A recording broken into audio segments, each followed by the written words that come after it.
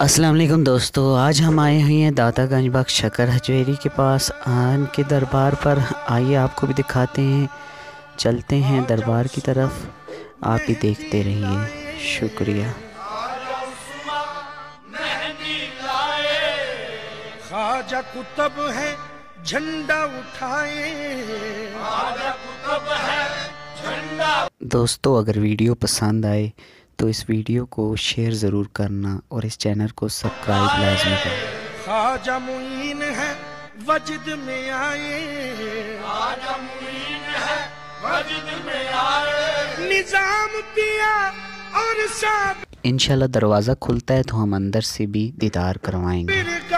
गंज शकर बलिया दराजा, गंज शकर बलिया दराजा, गंज शकर बलिया। नाम से जिसके हो नबशीर, उसके असर की बात न पूछो। नाम से जिसके हो नबशीरी, उसके असर की बात न पूछो।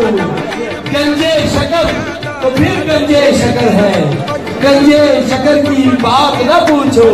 हक फ्री दीवानों, सीने का जोर लगा के हक फ्री, हक फ्री। वो जो बातों में बैठे हक फ्री, वो पाए जाने में हक फ्री। शायद उम्मीद है आपको बहुत पसंद आई होगी। अगर आप लोगों को पसंद आए तो कमेंट में इज़हार ज़रूर कीजिएगा। ठीक है, शुक्रिया, एंजॉय कीजिएगा।